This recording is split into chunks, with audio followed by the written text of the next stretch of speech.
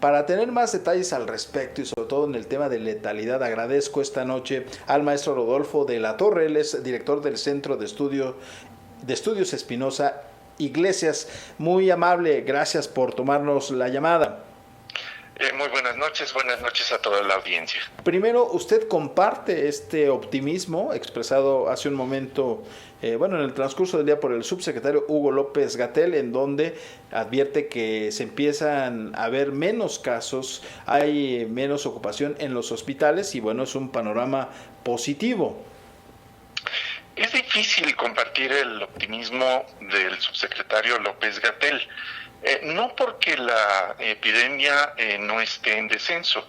Al parecer ya hemos alcanzado el máximo de contagios y venimos a una fase descendente. Pero ese no es el punto. El punto es a qué costo se ha tenido que incurrir para llegar a esta situación. Y aquí hay tres elementos que nos permitirían evaluar lo adecuado o inadecuado del manejo de la pandemia y en general de su trayectoria. El primero es el número de contagios, que ha rebasado el 500,000 de habitantes, pero hay que recordar que el propio subsecretario Gatell en algún momento nos advirtió que estos contagios eran solo los confirmados y los estimados eran mucho más.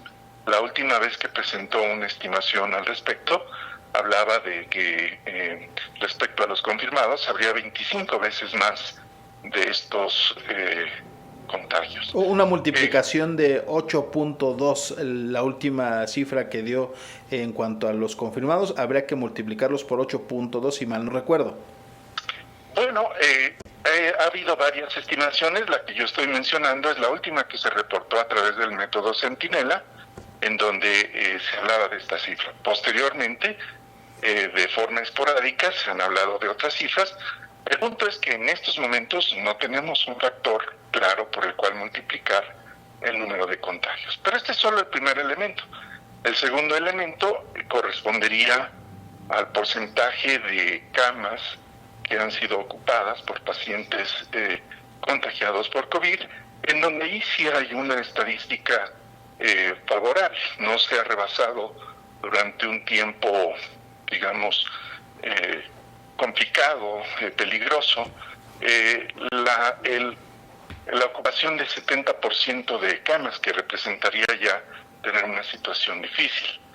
Desafortunadamente, y esto nos lleva al último indicador, una buena parte de las personas que han fallecido lo han hecho en sus hogares o en camino al hospital, y aunque ha habido esta disponibilidad de camas, no se han podido evitar las muertes.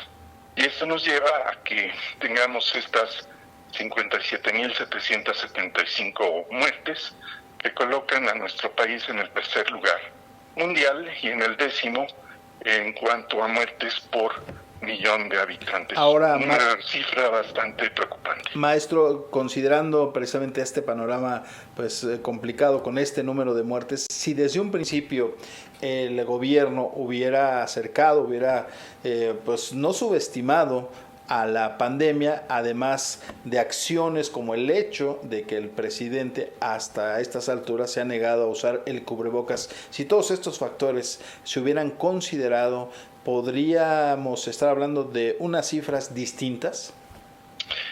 Sí, probablemente se habrían alcanzado las propias cifras previstas por la autoridad sanitaria.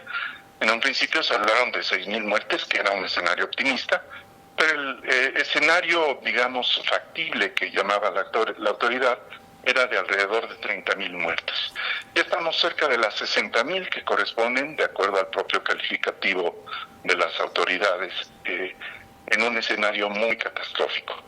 Sí podríamos haber tenido un escenario diferente si se hubieran tenido por lo menos 3 medidas diferentes: proporcionar recursos para que las personas permanecieran en casa, el uso del tapabocas, que ya se ha mencionado, del cubrebocas, y también el tener un uso más amplio, no universal, que eso sería un desperdicio de recursos, pero sí más amplio, de pruebas para hacer un rastreo de los casos que requerirían aislamiento.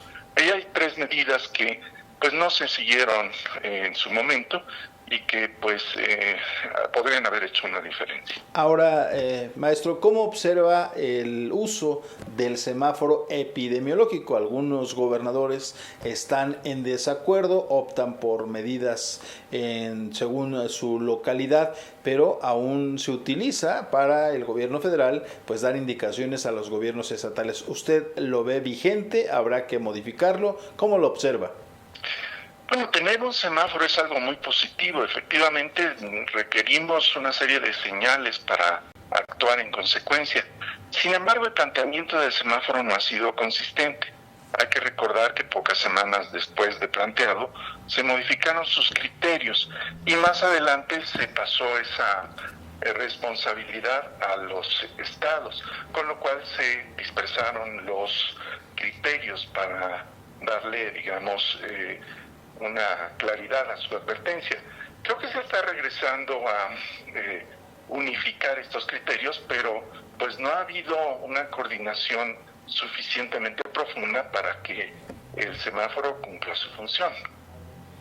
Correcto. Ahora el otro tema también no menos importante, la cuestión de las vacunas. Ya hay avances en Rusia, en China, también en nuestro país a través de la Fundación Carlos Slim con AstraZeneca se comprometió a pues generar las vacunas de aquí a noviembre junto con Argentina. Esto ya es un panorama alentador, es positivo ante la situación que se vive en el mundo, maestro. Pues es una luz de esperanza sin duda y esta hay que seguirla alimentando con acciones muy claras respecto a cómo se va a proceder con las vacunas. Los científicos han cumplido en tiempo récord su misión de descubrir pues estas vacunas. La iniciativa privada pues ya ha hecho su parte, en particular en el caso de México, subsidiando su costo y teniendo los acuerdos necesarios para que lleguen a nuestro país con cierta anticipación.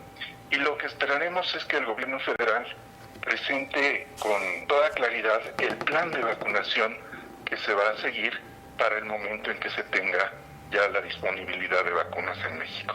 Así es que hay que estar muy atentos a ver cuáles son las medidas, los recursos que se dedican a este plan de vacunación. Finalmente, ¿cuál es el panorama que usted observa para lo que resta de este 2020 en nuestro país? Nos dicen que pues estamos llegando ya al pico máximo de contagios, vendrá un descenso. ¿Usted cómo observa el panorama para los meses siguientes? Es un panorama difícil porque aunque efectivamente vamos en descenso, ese descenso parece que va a ser muy lento. Y esto también va a estar acompañado por una serie de condiciones socioeconómicas complicadas para las personas. La actividad económica se está recuperando también de una forma muy lenta y esta combinación de todavía un padecimiento que va a cobrar muchas vidas porque desciende muy lentamente y también una recuperación económica pues tan rezagada, va a hacer que pues, el sufrimiento, el deterioro en bienestar sea bastante grande. Sin embargo, pues hay que seguir atentos para las medidas que pudieran tomarse para aliviar estas dos situaciones. Pues agradecerle al maestro Rodolfo de la Torre, director del Centro de Estudios Espinosa Iglesias, el tiempo compartido para Canal 6, sobre todo orientarnos, darnos un breve diagnóstico sobre lo que está ocurriendo en torno a la pandemia. Muchísimas gracias y si en otro momento nos permite volverle a buscar para pues seguir platicando en torno a estos temas. Con mucho gusto. Buenas noches. Buenas noches.